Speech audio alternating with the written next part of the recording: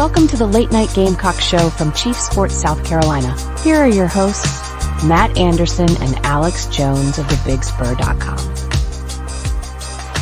Well, Alex, I hope you had a fantastic rest of the weekend. This is the Late Night Gamecock Show, and it comes live every Tuesday night at 8 p.m. on YouTube and the Chief Sports Network. My name is Matt Anderson, and join me as always is Alex Jones of the Big Spur. So, Alex, how was your Monday and Tuesday? It was good, just kind of continue to wrap things up from that LSU game, but now it's starting to get time now that Tuesday this week, so it's time to start looking ahead to Akron and so on from there. Yeah, it's been a tough time for Gamecock fans to kind of wash their mouth out from the LSU game. And for a lot of reasons. One, the Gamecocks were up 17-0, the pageantry of the day. And then two, the LaNorris Sellers injury right before halftime. And then three, the rest of the third quarter into the fourth quarter, where it became, I would say, truly a dogfight. And then, look, no other way to say it, Alex. The referees definitely left something to be desired for Gamecock fans. But at this point, I think that lingering on this past weekend is not something Gamecock fans should do. I can promise you that the coaching staff and the players might have spent some time on Sunday, Saturday, maybe bitching and moaning a little bit, complaining. But, at this point, like Shane Beamer said in his press conference today, he has had some words with the SEC headquarters about the officiating. He's looking for some answers. And the longer that we talk about this, the worse it's going to be for the fans and the team, because you got to move on. Right. And I think, we've talked about it a lot, just, Sunday night show and then all these other shows. Like, at this point, nothing's going to change, and it is what it is. And, it feels like it's been covered a lot. And, I think, you kind of mentioned the teams already starting. I mean, they have to move on just because they have a game this weekend. They can't let, the big key for this week is not let that LSU loss beat you twice. So, I'm sure they've moved on, and, interested to see just how they kind of turn out on Saturday. Yeah, I think that one of the things that Shane Beamer said today in his press conference that raised my eyebrows, and look, I watch all the press conferences. A lot of times there's not a lot to glean from it. We know coach speak in the NFL. We know coach speak in college. But one of the things that did raise my eyebrows today, and I perked my ears up, is Shane Beamer said that we sent numerous plays to the SEC officiating office so we could understand what happens or what can happen going forward, what we did wrong. And I didn't realize this, but you're allowed to do that after every SEC game. And the head of officiating watches the play and does a voiceover and explains what was called, why it was called, if it was the correct call, if it was not the correct call. And Shane mentioned today that they don't do that a whole lot. They don't send a lot of plays in, and they're going to start doing that going forward. And I think you can say a lot of things about the logo that's on the front of your jersey, the logo that's on your helmet, what your rank is in the top 25 polls and whatnot. But at the same time, if 5 times in the season you're saying, what the heck did we do wrong here? And each time they say you didn't do something wrong, at some point the SEC officials in the officiating office are going to say, there's no way we can call this play. Pick up the flag, because it's been flagged so many times by South Carolina. So I wanted to take a second to get your thoughts on that, Alex. Yeah, I kind of wish you can get some type of like statement from the SEC or the head of officials or what, just on, the whole, just what went down, what and their thoughts on it. But, I don't think that's going to happen because, I mentioned this on the show earlier today. It wasn't just like it was the South Carolina LSU game. Like, it was pretty bad across the board in some instances. You think about Georgia, Kentucky, and that hit. Like, I'm not sure what Walker from Georgia was supposed to do when that Brock Vandegrift hit. And then you had the targeting in the Florida A&M game. So it's kind of crazy. And, I thought it was kind of interesting today when Shane was talking about this, and if he was satisfied on it. He's like, sometimes we don't send in plays just because, why send the play in when we know it's wrong sometimes. So, it's just an interesting kind of process that was interesting to hear about today. Well, I think that Shane Beamer doing that on, if not a national stage, a regional stage, a state stage, an SEC stage, and I think it's what a lot of Gamecock fans have been clamoring for him to do. Stand up for your guys. And look, that entire locker room knows that Shane stands up for them. That is Right. not an issue inside the four walls of that locker room, the four walls of the practice facility, the four walls of the weight room, the open air four walls of Williams-Brice Stadium. Those kids will run through a brick wall for Shane Beamer, and he'll do the exact same thing for them. Yeah. Yeah, and I'm sure, like you mentioned, I'm sure they've had those discussions about, about the officiating or whatnot. But like everybody knows, like coaches really can't say anything publicly about, anything officiating wise. So it's just, I think at some point there's just not a point to publicly, point it out, just because, at this point, especially on a Tuesday after the game when you got a game coming up, like it's just probably best just to start moving on and not be, just talking about it. Excuse me. Yeah. Been fighting this cold for a while, Alex, but I think that the national media, the national sports media, and when you have a guy like, I don't pay attention to Barstool, but the head of Barstool, like making public Twitter post or X post about it. And then you have Josh Pate talking about it. And I mean, the national media, even SEC Shorts had a brief cameo this week of South Carolina getting held up against a bathroom stall by the officials.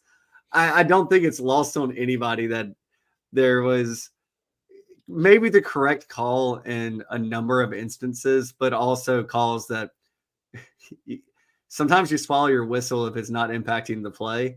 And there was a referee who was on the Big Spur, and I don't know what level of referee he is, Alex, and I appreciate his comments, but he said you can call a penalty on every single play. It's about what impacts the actual play itself and the outcome of the play. If a quarterback is, thrown to the ground and, a late hit type situation that clearly impacted the play, you got to call it. Now, I don't want to get into the, should South Carolina have been called for a flag or not? I mean, I think that the national media has said all that we need to say personally, Alex. But SEC Shorts definitely made me laugh. The national media made me laugh. And at some point, you have to be able to laugh about it and say that South Carolina was clearly good enough to beat, at the time, the number 16 team in the country. I don't know where LSU is ranked right now, but I think more than anything, it should say that if you do believe that the refereeing was unfair, holy crap, how good is your team to battle through that and to put yourself still in a position to force overtime or potentially win the game on the last drive? Yeah, I mean, South Carolina was right there, regardless of the officiating. I mean, you had a field goal to tie it to send it to overtime, and you arguably, you lost your quarterback in the first half, and you were still right there. And who knows what happens if LaNorris Sellers stays in the game? And I think you can make a prediction about what would happen if LaNorris Sellers stayed in the game. But it is what it is at this point, and just for the team's sake wise, I'm sure, and they kind of mentioned just got to get ready for Akron now and not let this one linger anymore. And to that point, Alex, it brings us to the next topic for the show tonight, LaNorris Sellers' status. I don't think that LaNorris himself knows his status for Saturday. I don't think Shane Beamer knows his status for Saturday. Obviously, there was something impacting him against LSU in the second half that made it not possible for him to play. And I can tell you that, Alex, I know you were up in the press box. I was over in the lower level. I watched the tunnel at halftime, and Robbie Ashford led the team out. And he started taking warm-ups, and so did all the other quarterbacks that are not named LaNorris Sellers. And about 30 seconds before the second half started, LaNorris Sellers jogged out, was trying to take snaps under center, was practicing shotgun, throwing the ball a little bit. And I think that adrenaline could have, made him in his mind say, okay, I can play.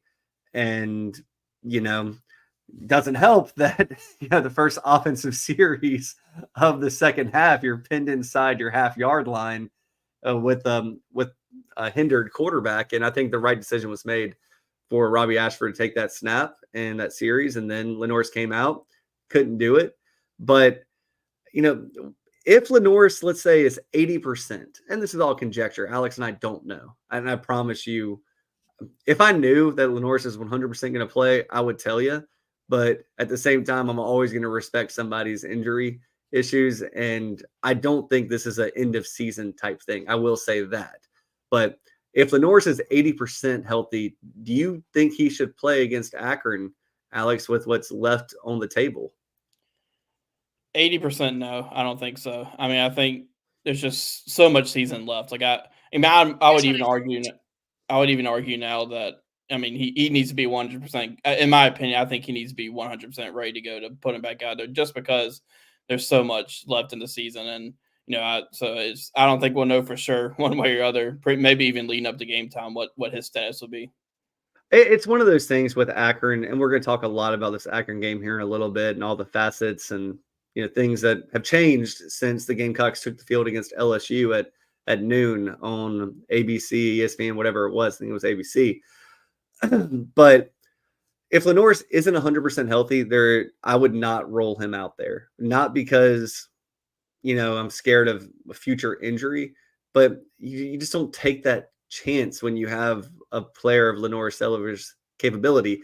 If he's 90%, 100%, and maybe I misspoke there. I mean, if he's 90 to 100%, I think he has to play because reps are still important. People forget that LaNorris has started 3 games at South Carolina, and in those 3 games, he's missed 3/4 of action. So if he can play, you need to get the reps, right, Alex? Yeah, and I should have said that just a minute ago, but yeah, we've seen LaNorris Sellers get better and better each game, and that's just getting more reps and getting more comfortable. And I think maybe if LaNorris was like a senior or a 5th-year player or whatever, like maybe you do go ahead and just sit him out for the game if he's 100%, just because he would be a more experienced player. But I think if LaNorris Sellers can go and he's able to go, especially with an ankle injury on a running quarterback, it's that you need to be 100% ready to go. But if he can get the reps and get in there, that'd be great. But you just got to be healthy. Yeah, and so let's go under the assumption, because that the assumption I have right now is LaNorris Sellers doesn't play, and that assumption is just a guess. And you know what they say about opinions, Alex, and assuming things, you make an ass out of you and me. I'm going to assume that LaNorris does not play out of an abundance of caution, knowing that there is a bye week coming up and a big game against a top 10 team in 3 weeks' time. And 3 weeks, you should know if someone is capable of playing or if it's a more severe injury. So let's go under the assumption that LaNorris Sellers does not play Saturday night. I'm assuming again that Robbie Ashford would get the start. What do you say? Yeah, I think that would 100% be the case. I'm not gonna say 100. I would assume Robbie would, if LaNorris isn't in there, Robbie's taking those first snaps as quarterback 1. And okay, so let's go through this thought process, this exercise, if you will. Robbie Ashford was a 4-star quarterback coming out of high school.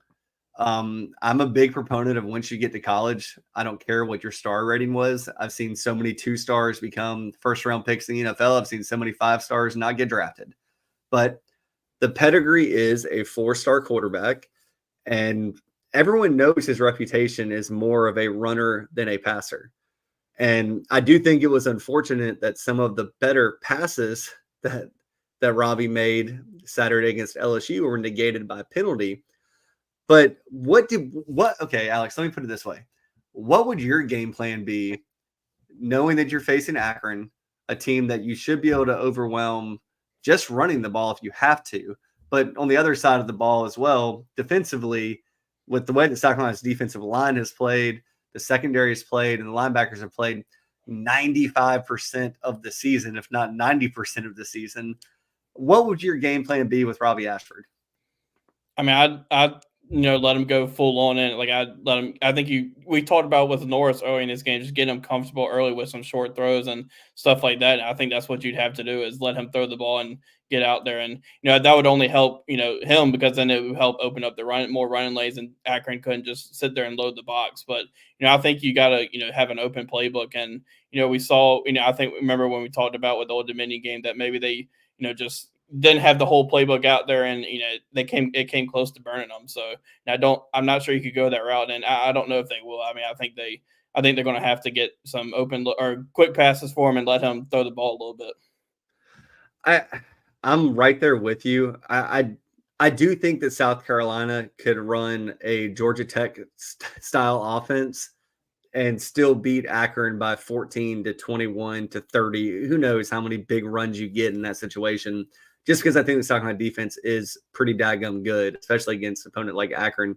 I think that you go back to that Old Dominion game. I think that there was a lot of energy, nervous energy, anxious energy, over aggression, over hypeness, which is normal. Like, it's so normal for a first game of the season. And with so many new players on the offense and defense, you're going to have jitters and you're going to have things that, don't go the way it went in practice, no matter, how much you've practiced. But I would go back to your point, Alex, and say that let Robbie get comfortable with the offense. Like, when you bring him in against Old Dominion and it's basically a speed option game, and maybe you're putting something on tape, probably putting something on tape. Same thing with Kentucky. Into the first half, you kind of feel like, okay, well, maybe LaNorris is going to come back from the locker room and let's just get some points on the board. Let's see what happens. We're going to run the ball anyway.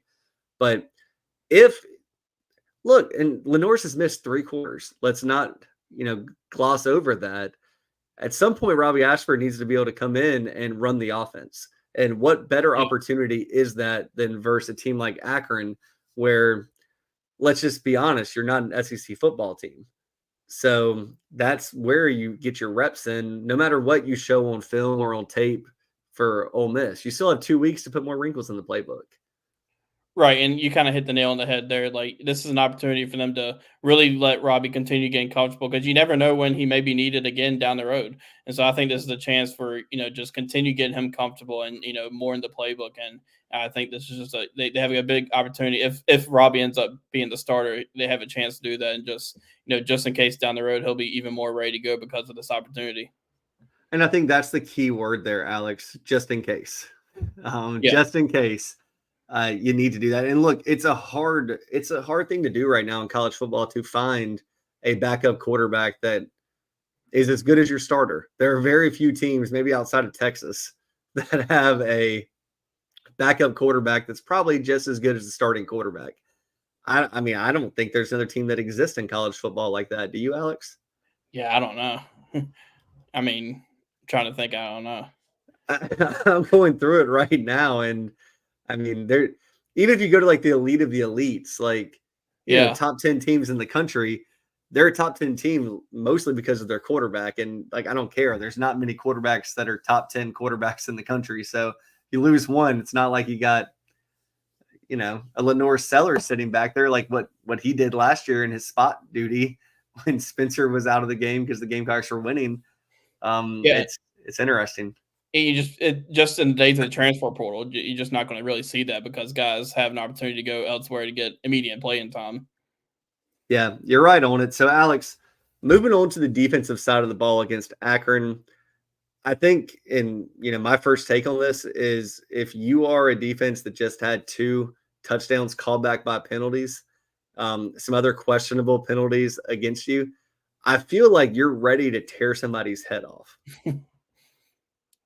Yeah, I mean, absolutely. I think, with this defense, especially being an older and kind of veteran-led defense, like, they're going to come out probably with, ready to go just to get that taste out of their mouth. And you could listen to Nick Murray and Debo Williams talk after the game, and you could tell those guys are probably ready to get right back out there on the field for another game that night. They just, said just giving up 36 points. It was, in their words, they said it was unacceptable. And, I think just having that veteran leadership, like, those guys are going to be ready to move on and get after Akron pretty early in that game. Yeah, and I've seen some comments, and I think I saw some in the chat box here earlier. For those of you that are listening on podcast form or wherever, if you go to YouTube, you can always hop into the chat box and have conversations with us. We try to monitor it as much as we can. But I've seen on the message boards, I've seen on social media, and again here tonight, do you think that the penalties called against the Gamecocks are going to cause them to lose some aggression or lose that mentality to fight through and play hard?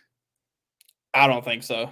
I don't think that changes their mentality at all. Like, some of those, like, the horse crawler was just kind of not bad luck, I guess, but I mean, it's just where I don't know how to word what I'm saying, but it's just a little bit of bad luck in it. It's just because, I mean, if he grabbed just a little, like grabbed his shoulder pad or something, it wouldn't have been technically a horse collar, I think. So, I Well, don't if he think grabbed 6 inches lower, it wouldn't have been a right, horse collar. right, yeah. And so I don't think you're going to see them any less aggressive than they were against LSU. And just me talking this through with you, Alex, and thinking about this because I've seen it a few places. I've never been a part of a team where the coach really works hard to dial your aggression back. It's one of those things that you have to coach up. And the second that someone loses their aggression is the second that they're going to be sitting on the sidelines watching because they're playing slow. And in basketball, you can't play slow. I mean, you can't think. And that's the same thing with like these penalties against South Carolina. 9 times out of 10, I don't think those penalties are called. So you got to keep playing the way that you're playing football and not lose any of that and not be scared. And you can't think about what might get called. You got to, take it to your opponent. I think that this is a good opportunity as well, Alex, for South Carolina to clean up a few things on defense. Tackling in space is something that seems to have eluded the Gamecocks in their, let's call it the back six over the past couple of years, linebacker and secondary. And then also, just the angles that a lot of these players are taking. When you're playing against a team like LSU, they're going to have athletes that can stop on a dime. They're going to have athletes that can make a jump cut, a cut to the right, to the left, a stop. Just fine tuning. Like I always go back to basketball. And in basketball, you watch the opponent's belly button or their hip.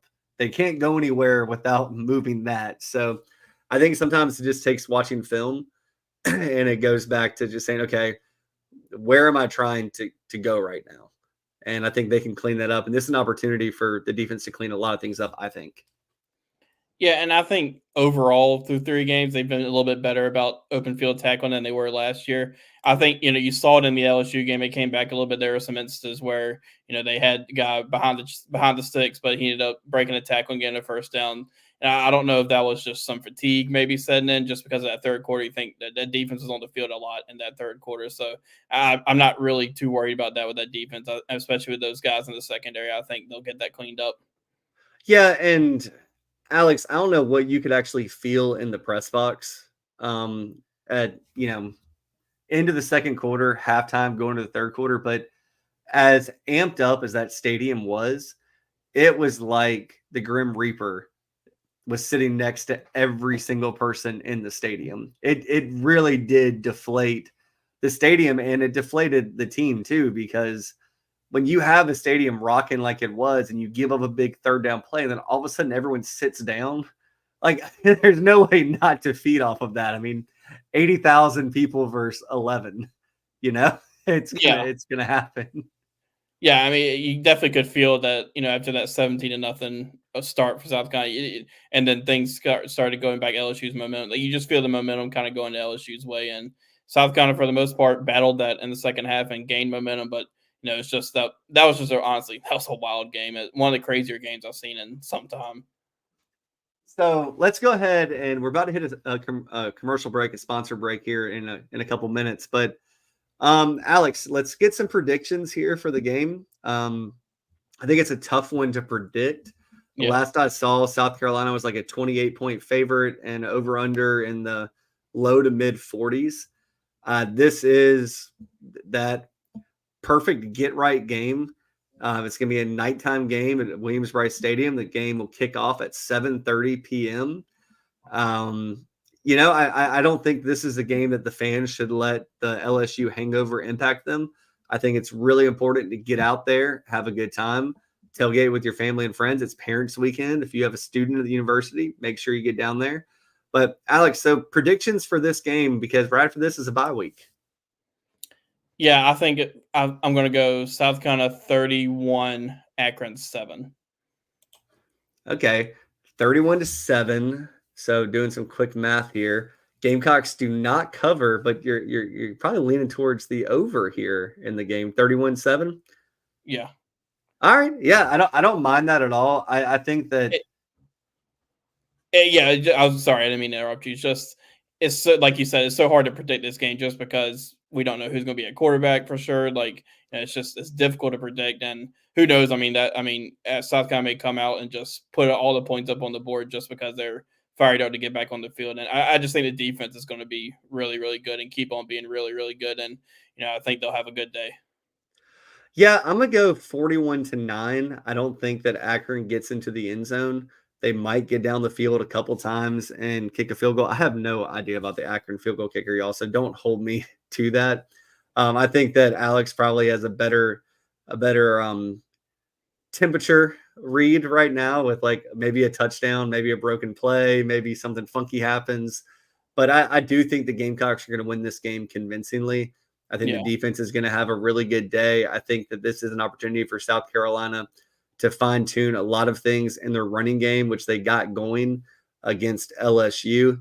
And I think so we both think the Gamecocks are going to win. We think they're going to win convincingly. I think they'll cover. You're saying maybe not a cover, but they'll, whatever. Who cares about all that? I could easily see them covering this game too. Like, I just went with 31 just because the uncertainty. Like right now, that score prediction may change later in this week, but I without a doubt, I think it's I think South Carolina's got a really good chance to have a really comfortable win. So let's go a different way then. It's so hard to predict this game, and I would not be betting on this game if I'm a casual gambler, if I'm a professional gambler, if I'm a South Carolina fan, not going to be betting this game at all. But what I would say, let's do some over-unders then, Alex. I don't know. I know that the show did a buy or sell segment today. I haven't had a chance to watch. I don't know if you were a part of it or not, but let's say over under 12.5 pass attempts in the game if Robbie Ashford starts. Over. I say over too. I think it'd probably be more in like the 16 to 20 range because I think that they want to get reps for him. Yeah. All right. Over under 199.5 yards rushing. 199, you said? Basically, are they going to get over 200 yards rushing? Yes. Or over. Yeah. Okay. Will Akron gain more than 250 yards of total offense? Under. Yeah. So, you do all those things, and I agree with everything you just said there, Alex, and that does not line up for a 23-19 type game like it was against Old Dominion. Yeah. So regardless of who the quarterback is, I think we agree with that. But real quick, y'all, we're going to take a quick commercial break. And when we get back, we're going to talk about where the Gamecocks are 2-1 on the season, a little bit of grading the position groups, and then we will get to our best bets, which if you haven't been paying attention, Alex is doing a fantastic job there. But we'll be right back after this commercial break. Welcome home. That's what the Gamecocks say, and so does nationally recognized the Barndominium Company, where they are building dream homes in the Carolinas, Georgia, and Tennessee. Their turnkey process can be custom designed and takes 6 months on average. Make your dream a reality. Visit thebarndominiumco.com. thebarndominiumco.com.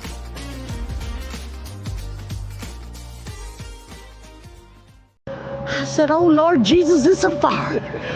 Ain't nobody got time for that. Disaster comes uninformed.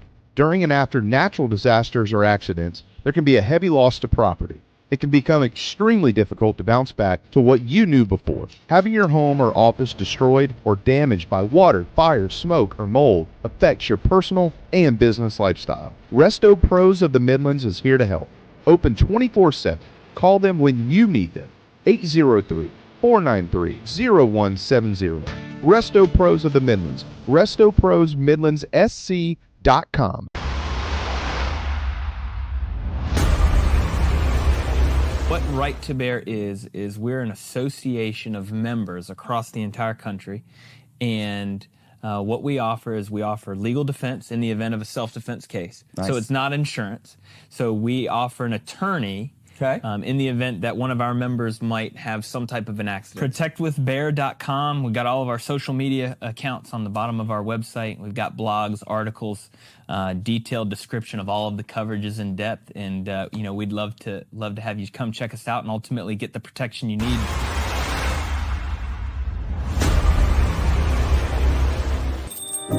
Morning, Carl. Usual? Yeah. Your oldest was in here the other day. Said the two of you took a trip down to my neck of the woods. How'd that go? You might as well give me one of those Carolina cars while you're at it. I knew I liked that one. Yeah. There you go, my friend. Thanks. Hey, Carl. Congratulations. See you tomorrow, Freddie. You bet.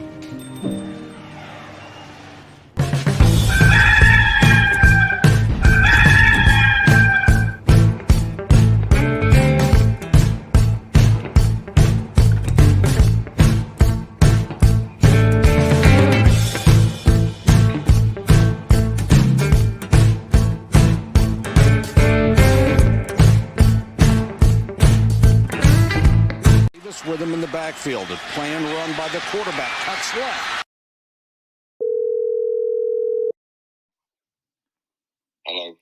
Hello, Mr. Hackett?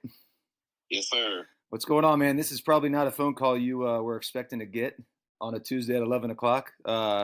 Remember Steven Garcia? Garcia runs into the official. Yes, I do. This is him. How we doing? Serious. Oh, yeah. How we doing, man? Man, how you doing? You're my hero, man. He gets the assist on the tackle. Garcia trying to get out of the way. Even got a little forearm shiver in there. He gave him a little forearm shiver. Yeah. I mean, I can tell you the whole story if you want to get into it, at why I was so aggressive at that point.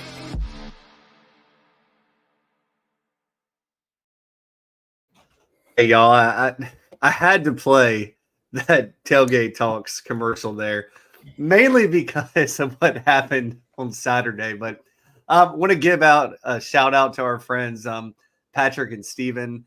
If you're not watching and listening to Tailgate Talks, I think it comes out every Wednesday morning. Gosh, I mean, if you haven't heard the conversation with Steven and the referee from that LSU game a number of years ago, it's kind of apropos now to watch it again. But moving on, I promise the last time we're going to talk about LSU unless South Carolina somehow sees them in an SEC championship game or something. But right now, Alex, we are 1/4 of the way through the season. We are 3 games into a 12-game schedule, 2-1 right now, even with potentially not having LaNorris Sellers on Saturday. Gamecocks look to be 3-1 headed into the bye week. And I think I speak for myself. I think I probably speak for you too, Alex. But when you think about the message board and social media, I think 99.9% of Gamecock fans would take 3-1 going into the bye week. Yeah, absolutely. I've been thinking about that for, after that LSU game, that if you told South Carolina fans, it'd be preseason camp or in preseason, that South Carolina would be 3-1 or have the chance to be 3-1 going into the Ole Miss game, that I think everybody's a good bit is going to take that.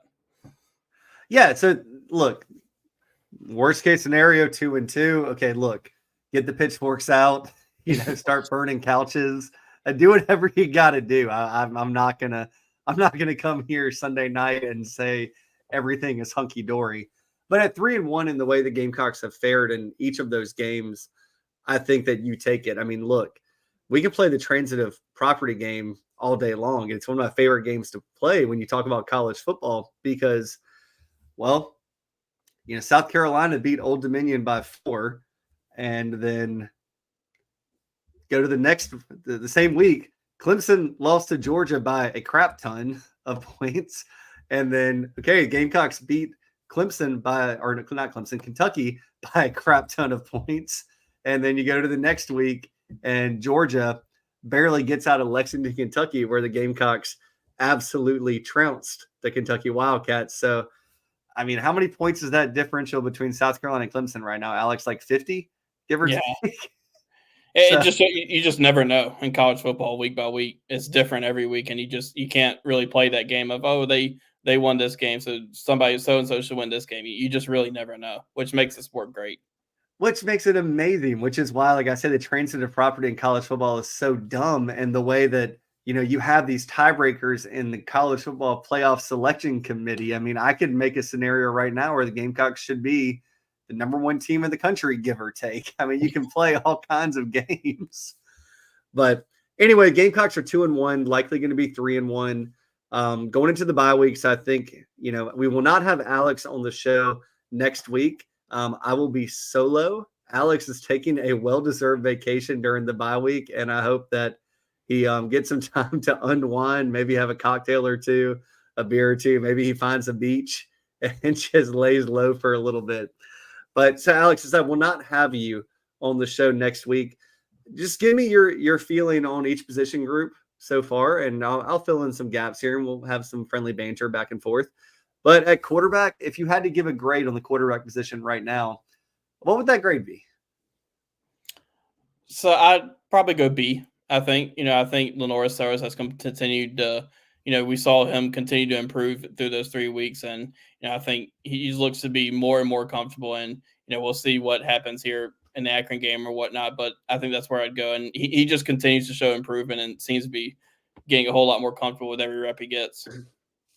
So, I mean, if I had to give it a grade, I would probably say a B.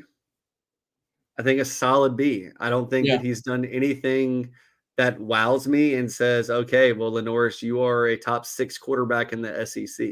I think top 6 quarterbacks are A's. Like, look, the Nussmeier kid from LSU, can he be whiny sometimes? Can he be kind of petulant?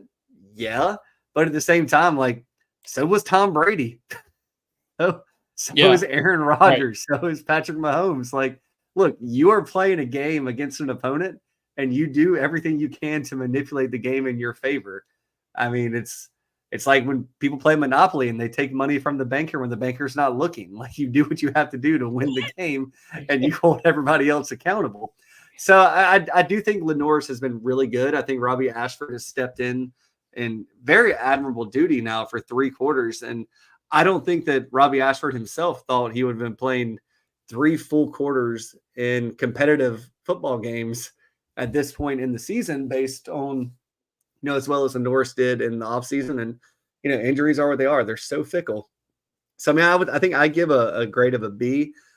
Running back, I mean, I think that they are fighting their tails off. Yeah. I mean, I think I go B+. And, I mean, the line between A and B+ is real. I think the next step for the running back room as a whole is just continue to build that depth, and I think that's something they want to do. Yeah, I think you have a chance to do that at Akron. Like, Rocket Sanders was awesome on Saturday and looked like he's getting close to that 2022 Rocket. So, I'd go B+. Just that they need to keep adding depth, or they have the depth, but just continue to get those guys some more carries behind Rocket Sanders.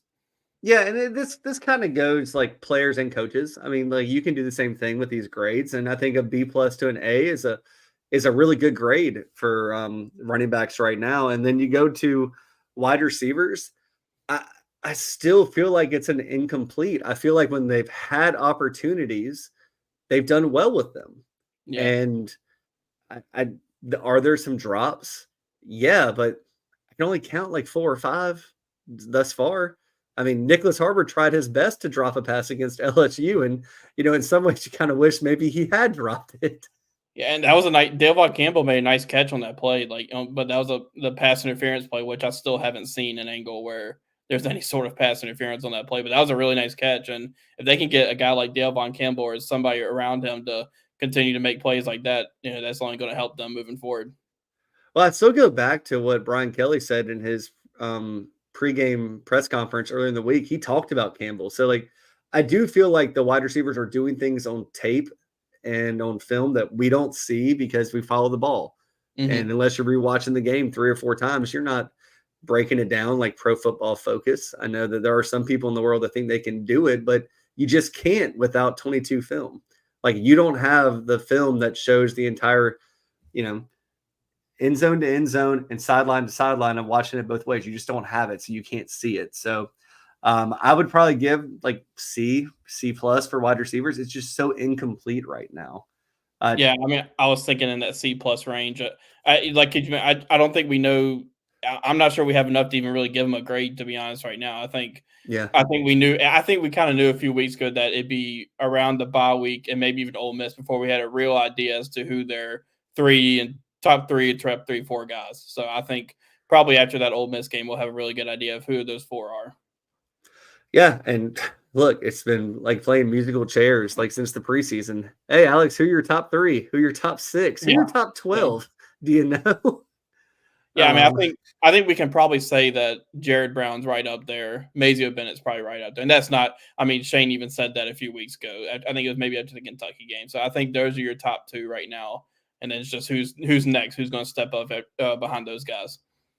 Yeah, and tight end. I feel like tight ends, like, it's unfortunate for them because, the fan doesn't see when they miss a block. We have to hear about it from, Shane Beamer or, a play-by-play analyst up in the booth that says, wow, like, this tight end missed this block here. But, catching the ball and receiving the ball from the pass throwers, I think that you have to give the tight ends every bit of an A grade. I think when the ball goes their way, they catch it. But are there other things that they can clean up? Yeah, I think so. So, I would probably give them a B+. Yeah, same. I would too. Josh Simon's been really good, and we knew what he had or what he was coming into the season. And, I think, he looked really good in that LSU game too. And Michael Smith's a guy who's gotten all the talk, and rightfully so. And just a guy who, same with kind of LaNorris, he just keeps getting better and better with each rep. And, some of the, I think they still have some things to clean up in the blocking game. But I think, overall, I think you have to be pretty happy with what they've brought to the table so far. I think so. And I see a comment in here from Harrison. What's the deal with Tyshawn Russell? Hurt or has he gotten beaten out? I don't think there's really a deal with Tyshawn Russell. I think that he's done good things. I've heard he's done good things in practice and scrimmages, all of that in the preseason. But, it's not like the Gamecocks are throwing 40 times a game where they have to rotate these wide receivers and keep them fresh. I think it's a week-by-week thing at this point. Who can give them the best opportunity each week. And for whatever reason, Tyshawn Russell's number hasn't really been called yet this year. Moving on to offensive line, Alex. I know that offensive line gets a brunt of criticism from fans and social media and message boards. I feel like after week 1, maybe I think we can go back. We talked about it, but I think it was like a C. Mm-hmm. And I think that each week it's gotten progressively better. Even against LSU, I don't think that there was a moment where I just said, oh my gosh, this offensive lineman just whiffed on everything. Yeah, I agree. I think, especially you think about that LSU game, some of the sacks they had, that's just either a running back or a tight end maybe missed a block, or sometimes just the quarterback's got to get the ball out their hand. I think that sometimes make the offensive line look like they, weren't blocking, but it's just the quarterbacks are holding on to the ball for too long. So I'd go in that C+ range just because, I think – but they've continued to show that's another group that seems like they've gotten better and better each week. And that's something that you expect with the same 5 being out there in each game. It seems like, communication's getting better. They're, just more continuity. And I think, having an Akron game this week, just another opportunity to build on that going into a bye week. Yeah, I think so. I think that I'll say this for the offensive units, and we just talked about all of them. They are getting better and better and better each week. Yeah. And that's what you're trying to do as a coach. That's what you're trying to do as a player. Be better tomorrow than you were yesterday. So that's very, very promising for a team that is looking to be 3-1 with, everyone thought that this LSU game was a humongous game. Well, there's another big one coming. And, that moment that you thought you might have had on Saturday might have just been a premonition of the better moment that could come. But going over to defense, and Alex, we don't have to spend a ton of time here. I think defensive end and defensive tackle is like their A's for me. Yeah. I don't think we'd have to spend much time there. Linebacker's an A for me. I'd go A too. Yeah. A defensive back the corners and the safeties. I would give the corners an A. I really feel like they've been pretty daggum good overall. Maybe a B+ just because there have been some big plays that were hit on them, but not many. I can maybe say like 8 in 3 games that have been truly big plays. Yeah. I mean, Donald Fortune, I think, has played really well so far through 3 games. Like, he seems like he's taken the next step in his game. And, I think they're really starting to find some with Vicari. Judge Collier had a couple of nice plays, and I think he's, taking that next step as a freshman and sophomore. But I think Vicari Swain's kind of an oncoming star on that secondary. He looks really good. And one of the more impressive things he's done so far that's caught my attention is his run support. Like, you'll see him coming on a corner blitz with a pulling guard coming at him, and he'll kind of submarine the guard and make the tackle. He's really impressive, and I think he's only continuing to get better. Yeah, I don't disagree at all there. I think that, safeties, I mean, Nicky Memoir is having an All-America season in my book. Definitely all SEC. DQ Smith gets the brunt of so much hate, and I don't think he's playing terribly. I'd probably give them overall, like as a unit, like when you balance the two, like a B. But yeah, I think they're playing pretty well. I think that the reserves are playing well. When you get over to special teams, I don't think that Alex Herrera was put in the best situation to try and force overtime, but he's been money on everything he's done this year. I think Kai Kroger's had a decent year. We all view him as Superman. And then the returners, I think, have been pretty good as well. I'd probably give the special teams an A. What about you, Alex? Yeah, I would agree. And I think their kickoff coverage and punt coverage have been really solid too. They've made some plays in that. You had the punt block on Saturday, which was a great play by Maurice Brown to, kind of not leap over that shield like that. I think, some people think that he did, but he just reached over and blocked it, and it was a really impressive play. And so I think overall special teams and Joe DeCamillis has really stepped in nicely, and I'd give him an A as well. So I think that going into this Akron game, we talked all about what's the situation is leading up to Akron. We've talked about that. But I think that if you're a Gamecock fan and you just look at this from not even a glass half full standpoint, just if you're just an honest observer, or if you were just someone that was a Georgia fan watching South Carolina right now, you say, wow, I'm glad they're not on the schedule this year. I think that's all Gamecock fans could hope for.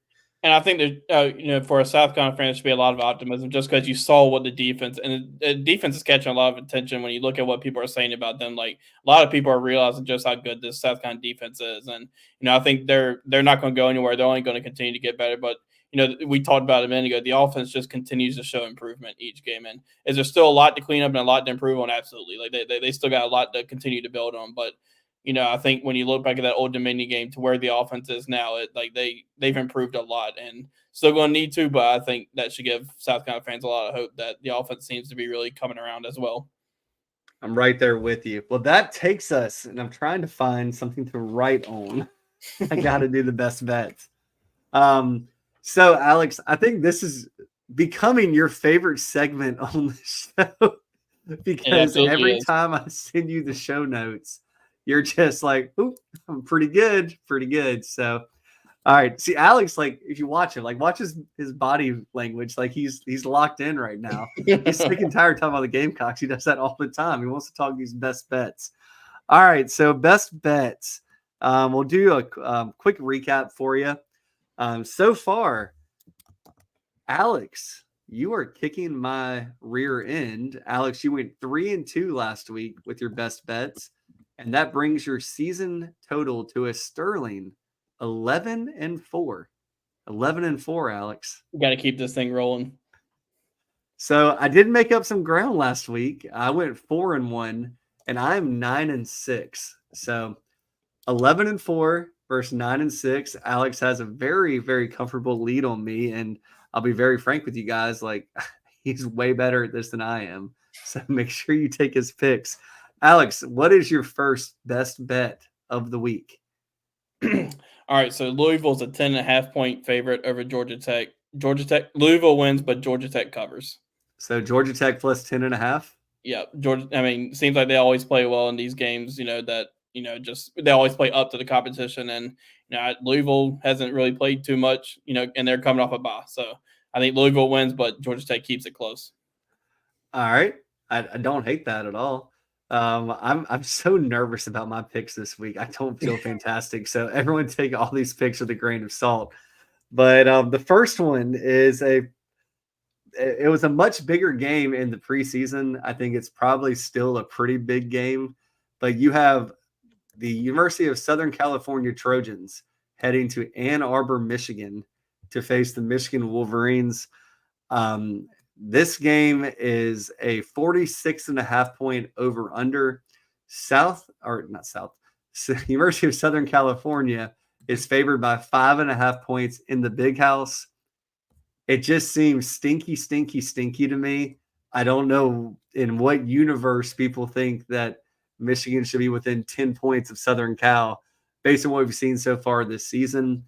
I think that the public better is going to have the memory of that Texas game when Texas came in and curb stomped Michigan. I don't know why. I think this total is really low as well at 46.5. So give me the Michigan Wolverines plus 5.5 and feel free to fade me. Okay. All right. Next one I have is over under for Virginia Tech Rutgers is 44.5. I'm going over on it. So VT Rutgers. Yeah. Over 44.5. Let me make sure. Yeah, 44.5. Okay. So VT Rutgers over 44.5. My next one, I feel stinky about this one too because I'm doing it over as well here, Alex.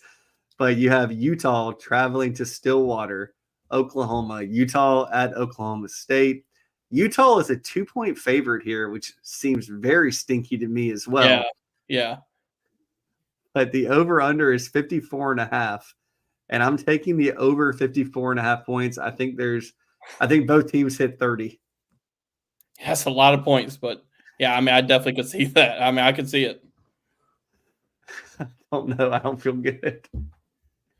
Yes. A lot of points there, Matt.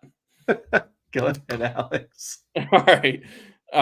Next, what was the next one? Next one. Auburn's 3-point favorite over Arkansas, but Arkansas wins outright. Oh, Arkansas money line. Are you going to take the 3 points or are you taking money line? No, I'll do money line. I'll go for it. I'll do money line. That's going to be your official pick? Take the 3 points, Alex. All right, fine. You talked me into. I'll go 3. All right, Arkansas plus 3. But hey, look, sprinkle on that money line right there. Next one, it's an SEC game. Vanderbilt at Missouri.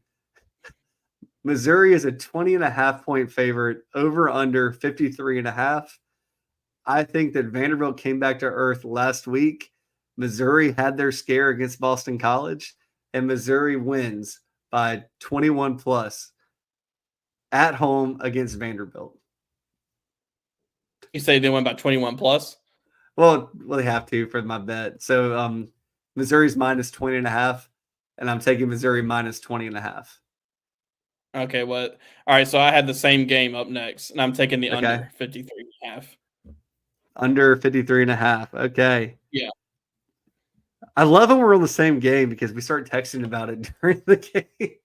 Well, I would have used the pick you had, but then you texted and said you had that one already, so I had to be creative. So the next one's another SEC battle on my end. It's Tennessee traveling to Norman, Oklahoma. Tennessee is a 7-point road favorite, over under at 57.5. And I'm going to be the crazy person here and take the under 57.5 in this game.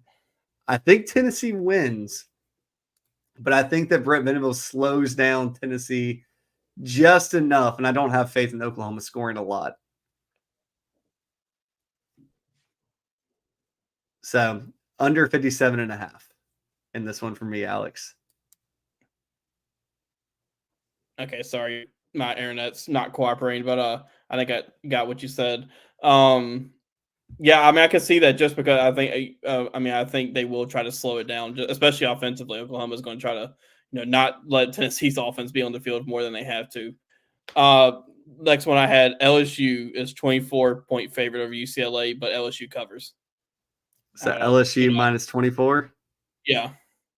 I don't think UCLA is all that good, and it's a night game. I think it's a night game, but it's in Death Valley in Death Valley. I think it almost may be an easy cover. I think you're right. There's a lot going wrong with UCLA right now. and LSU maybe hit their stride against a really good defense with South Carolina. The last one, and if you've been watching Best Bets, this is my perfect team right now. It actually matters because the Gamecocks are going to play them here pretty soon. But I am taking the Georgia Southern at Ole Miss game. Ole Miss is 36-point favorites with an over-under of 66.5. And I'm taking the big number. I'm taking Ole Miss minus 36. I just don't – I don't think they care. I really don't. I don't think it matters to them if they embarrass people. They just embarrassed Wake Forest. And I promise you Wake Forest is better than Georgia Southern. I mean, they've showed no signs of slowing down in their first 3 games. They're running it up. Like I said, I don't blame you for taking that at all. Until I lose that game, I'll bet on Ole Miss. And look, I know, 2 weeks – I'm going to have to pick that game. But for right now, I'm sticking with it. Here's an interesting one I just saw. Miami's a 16.5-point favorite over South Florida. I'd almost take South Florida to cover. I had that one written down. Okay, yeah. See, I just saw that. I didn't see that one earlier, but South Florida, that's scary. It's an in-state rivalry, and I don't know. I think Miami will win that one, but I could easily see South Florida covering that. South Florida gave Alabama all they wanted for 3.5 quarters, and I had that written down. It was an honorable mention, so maybe we'll start doing some honorable mentions on this segment too, Alex, because I know I go through 8 to 10 games trying to figure it out, and I settle on my top 5. But we'll throw in an honorable mention going forward because I think that's fun because I had the same thought Alex did. So yeah, one more. Does Cal beat Florida State? I almost took it. That was on my list. Florida State's 2.5. I don't know. That's moved up since 2:00 today. It was Florida State -2, so now it's -2.5. Yeah, 2.5. For the well-being of my family, I pray that Florida State finds a way to win that game. I would probably take Florida State, but it would not be a confident. I don't know why I would, honestly. The only reason you're taking them is because it's not possible for Florida State to go 0-4. Yeah, and that's a long way. That's a long way to go to Tallahassee. So, well, so just to recap, Alex is kicking my butt. So make sure if you missed those picks, you go back and grab them. This is always on YouTube. You can check it out whenever. But also really quick on Inside the Gamecocks on Friday, Raphael from Doc Sports is on every Friday around 12:30. I think he's been on there lately. He gives actual picks. This is his job, not what me and Alex are doing. So check out Inside the Gamecocks on Friday with Raphael Esparza, and he can give you actually educated picks instead of what Alex and I do. But we're going to keep the good momentum rolling. We're both positive on the season, so we're doing something right. But that's going to do it for tonight's show. We thank everybody that stopped in and visited with us. When you spend time with us, you give us the most valuable thing you have, which is your time, and we never take it for granted. We thank you all so much for joining us tonight. For myself, Matt Anderson, and the always great Alex Jones of thebigspur.com, we hope you have a great rest of the week, and we will catch up with you on Sunday night. Have a great one, everyone. Talk to you soon.